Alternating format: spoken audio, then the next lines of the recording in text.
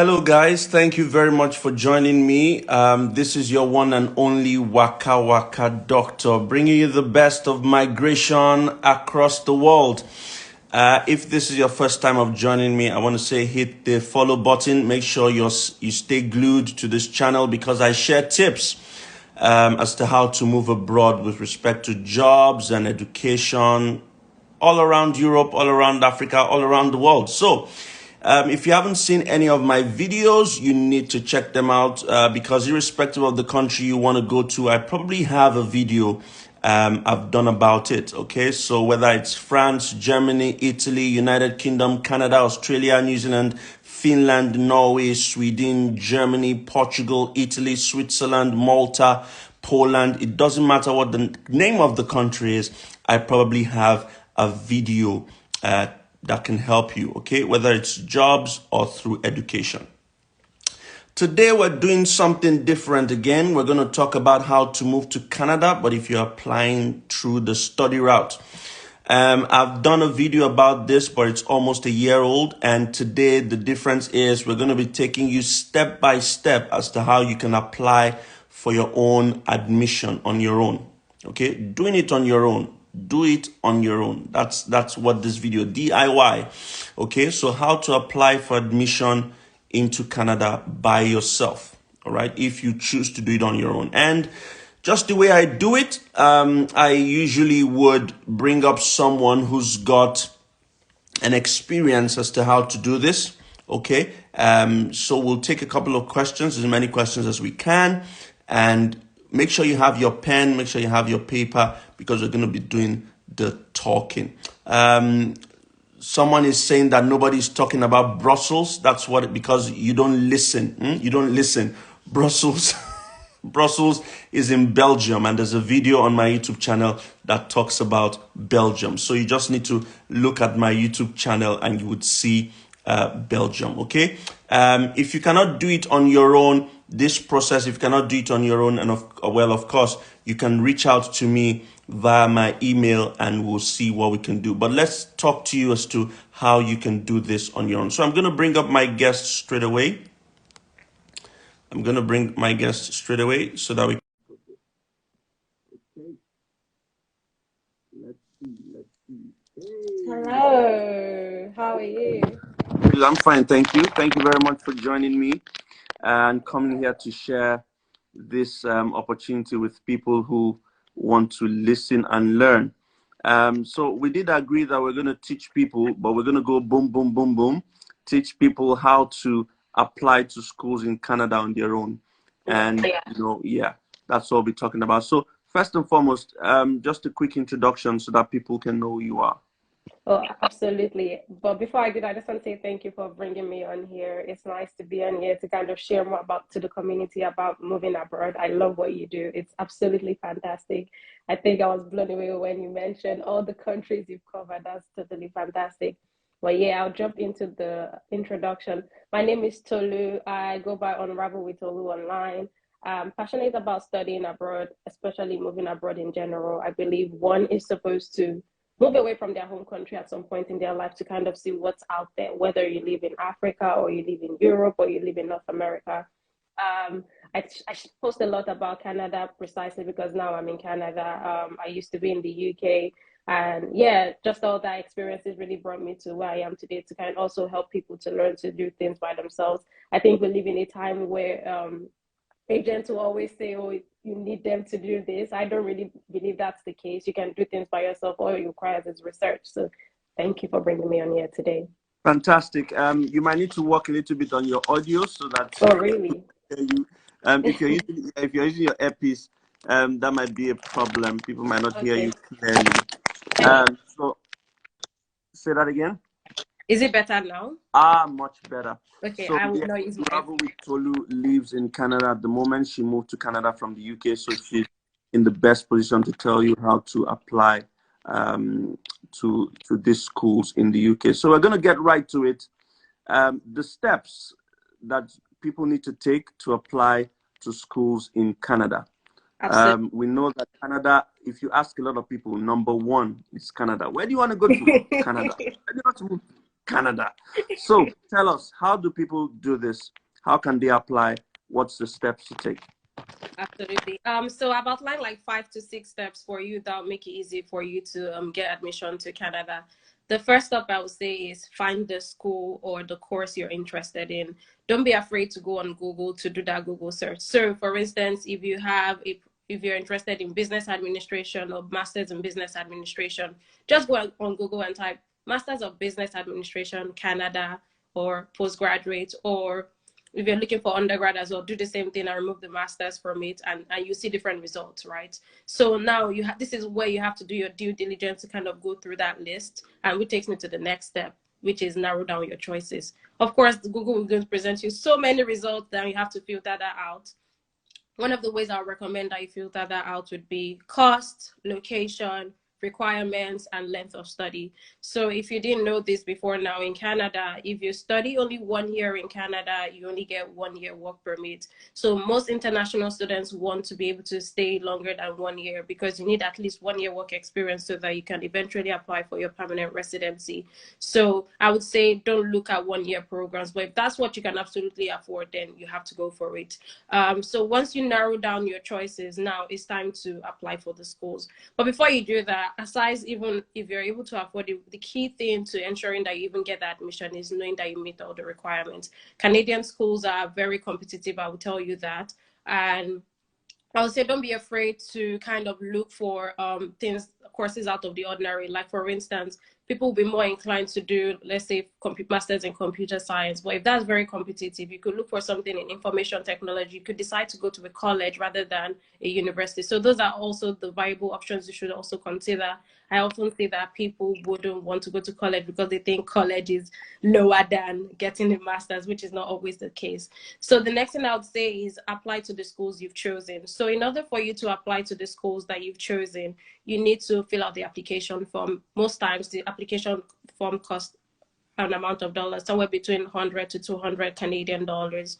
You need your statement of purpose. This is where you sell yourself, talk about your experience, what you're passionate about. If you have volunteering experience, talk about it as well. Also write your statement of purpose in a way that tailors the requirements that is requested for your program. The next thing I would say is choose your referees carefully. One of the things that I see happen to a lot of international students is that you reach out to a lecturer that taught you in school and they kind of ghost you. That happened to me as well. Don't be afraid to go back to the school and say, please, can I change my referee? This person is not able to send my referee at this time. Be proactive, keep tracking if your referee is going to send your reference letter as soon as possible, because referees most times are the ones that delay the process. So ensure that you get someone who is willing to basically write the referee for you. If you have to pay the person, especially if you're in Nigeria, do it, because it's like, if that's the only thing holding you back, you have to get after it. And the last thing I would say is transcripts. You need to send your transcript to most schools require you to send transcript to the institution. I know during COVID, a lot of schools scrapped sending it via courier, and you could only do it online. But I'll still say eventually they'll still ask for a physical copy of a transcript, and which is what is required. And depending on if you're, for instance, if you're going for a master's and you schooled in a non-English country, you might be required to translate your document or even evaluate your document to ensure that it meets the same level of education requirements for Canada. Then while you've applied for school, this is the time where you wait and kind of try to figure out what's going on. I always tell people, don't sit down and not do anything, even if you're waiting for your application. I'd always say, start gathering your documents for applying for your study permit or your study visa to Canada. So this is where, like, Canada require bank statement from you. It will require 3 to 6 months bank statement from you. So do you have money in your account? Start gathering that money that you need. They will also require you to do medicals. Most times people wait before they do their medicals, submit the application first. I would say it's also good to do your medicals before submitting your application, so that when you have your medical documentation, you can kind of submit it together rather than waiting for them to kind of say, okay, now it's time to do your medicals. I would also say make sure that you start writing your study plan. So your study plan is similar to the statement of purpose, but here's the difference. There are some key things that Canada expects to be included in your study plan. One of the things required is, one of the reasons why they deny a lot of people is people never show proof of returning back home. So this is the time you start writing, getting all those documentations you need. So particularly for the study plan when you're applying for a visa, when they ask, are you going to return back home? These are things you could kind of say to include in your study plan. You could say, oh, I have a job. Like, for instance, when I was moving, I said I had a job that would allow me come back when I'm done with school. You could talk about your family ties. You could talk about your investments. You could talk about, for instance, if you're married, you can talk about you have your family back home and you like to be reunited with them. Those are kind of the ways you can kind of sell that you will go back home. I know everybody's like, well, I don't want to go back home, but well, Canada expects that you kind of have a plan if you're to return back home.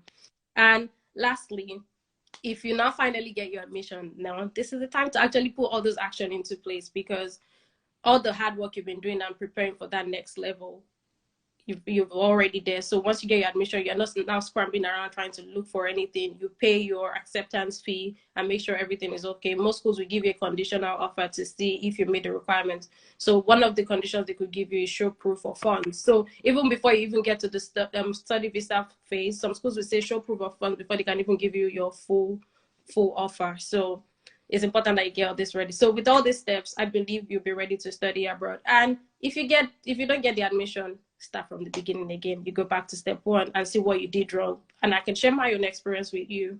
I was looking into doing data analytics initially, and that didn't work out for me. I didn't get the admission, and I went back to take a step to see, okay, what could I do differently? I applied to a totally new, different program, electronic commerce, and I got into that program. So all it takes is taking a step back, look at schools that are not as competitive as the schools we're looking for. For instance, school I was looking at was in Ontario, and maybe it was probably more competitive, or I didn't meet the requirement. I took a step back, looked for a school that met the requirements. I applied and I got the admission. So I want you to see that sometimes things don't work out. Sometimes, and they'll never tell you why they didn't give you the admission, but you just have to go back again and don't give up. So wishing you all the best in your admission process. And yeah, if you have any questions, feel free to dump them. Fantastic, fantastic. So those are the steps to getting admission and following up with your visa process. I just have a couple of questions I want to ask. Now, you know, there are some countries that have particular websites where you apply to. Say, for instance, Sweden has universityadmissions.se,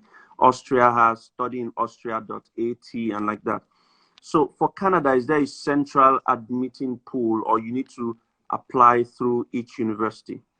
I believe for Ontario, there is a central admission pool, but for the rest of Canada, I don't think so. Because most people just apply directly to the schools. Even people that apply in Ontario, it's not like you have to go through that polling process, but most people just apply to the schools like individually.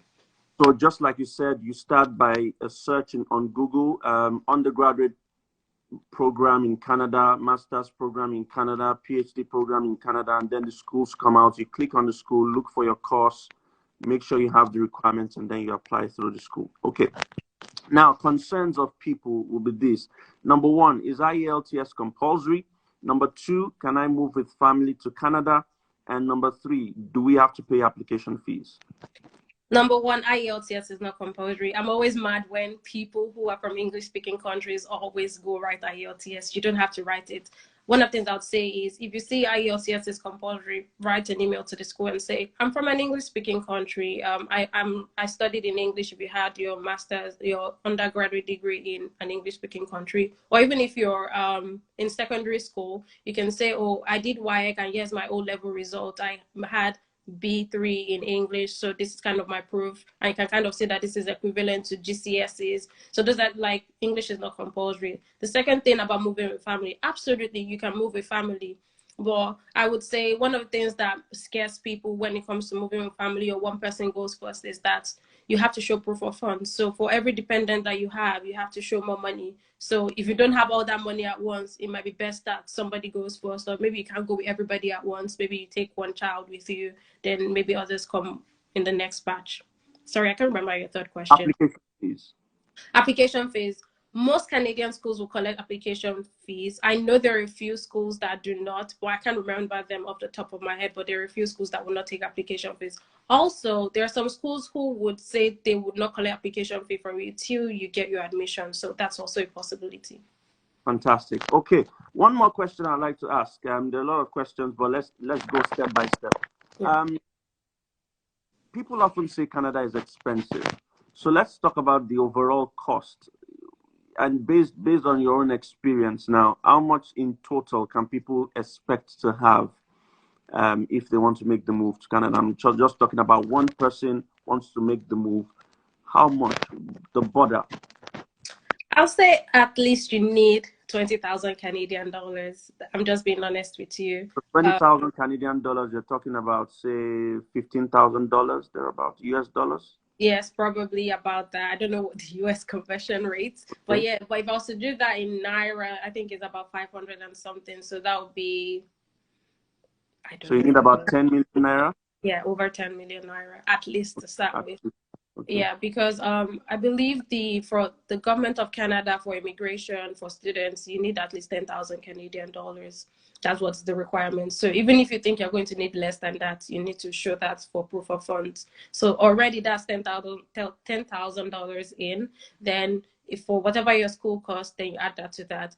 It's very rare that you find a school less than $10,000, if I'm being honest with you. But let me share a few tips for you that could be useful for you. So if you are going for masters, this is particularly for master's students. If you're going for masters, rather than doing a thought-based program, so what I mean by thought-based program is where the lecturer comes to teach you, do a research program where you eventually write a thesis or write a paper that you end up publishing.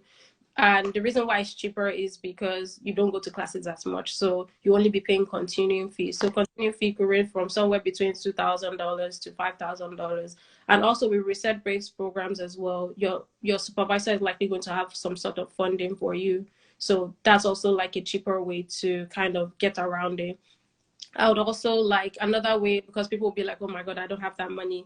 Another way to kind of get around it is also enrolling for co-op programs, which are internships. I did internship. You get paid for basically working. You can work anywhere between 3 months to 1 year as a student full time at an organization, and they pay you for that time. So those are the ways you can kind of get around it. But to start with, you need at least 10 million naira or For 20,000. those who are looking for scholarship opportunities in Canada, I've got a video on my YouTube channel that describes the scholarships in Canada. I gave almost a list of about 30 to 50 different scholarships in Canada and how to apply for each one of them. One question I want to ask again. The UK is very, very good with allowing instrumental payments. Is this something you guys in Canada allow? I would not say necessarily instrumental payments, but I would say there is a lot of leeway in terms of you pay your tuition per semester. I've never seen a situation where you had to, like, they came up with an instrumental plan for somebody, but I'm sure like if someone was having like some financial challenges and they would be vocal to kind of reach out to the school finance office to kind of say, oh, I'm having this issue, they can definitely draw up a plan for you. Okay. And we're talking about sponsors now. Who can sponsor? Can my sibling in Canada sponsor? Can my uncle in Canada sponsor? Who exactly can sponsor? Anybody can sponsor you, but the trick is in your study plan, which I mentioned earlier, you have to kind of say what your relationship is with that sponsor. If you're saying your uncle, what's the relationship within your uncle? You have to sell that story. So it cannot be just one uncle you don't really talk about. Then in your study plan, you say, my uncle is sponsoring me. Why is your uncle sponsoring you? Has your uncle been sponsoring you before now?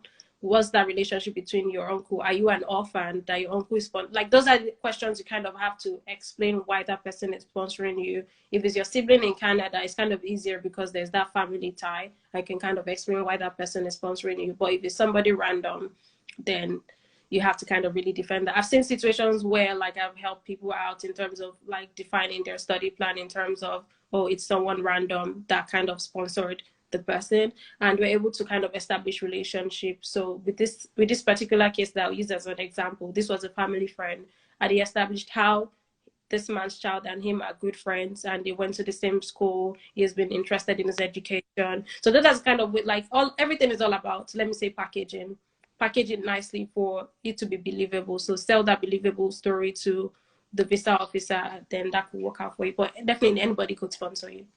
Okay.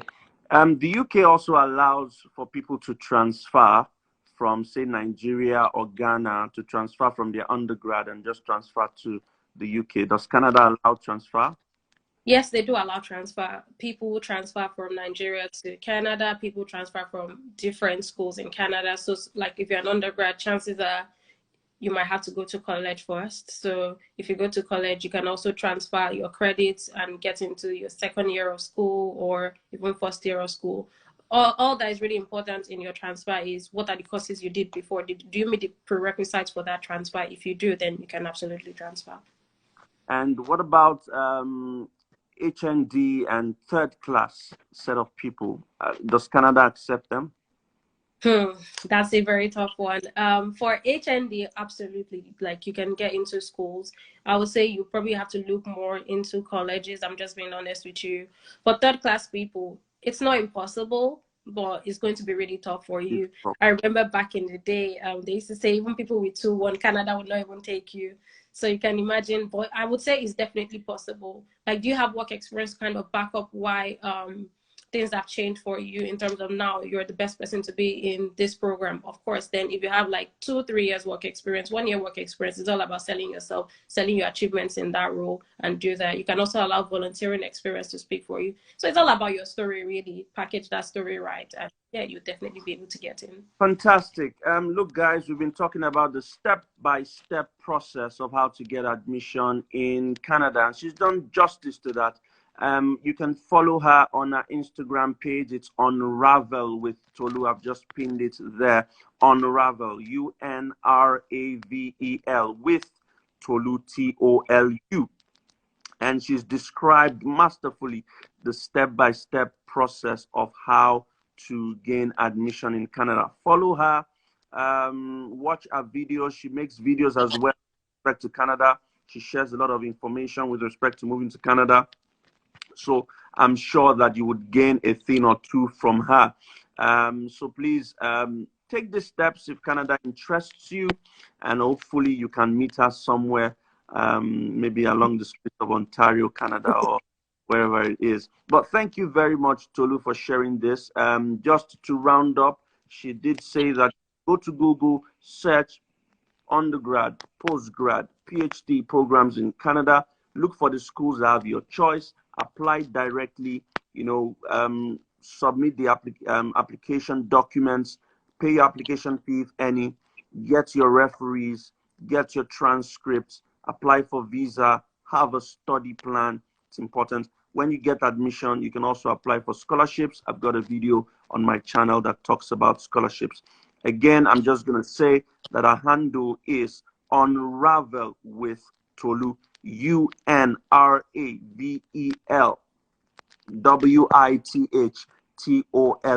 I've pinned it over there.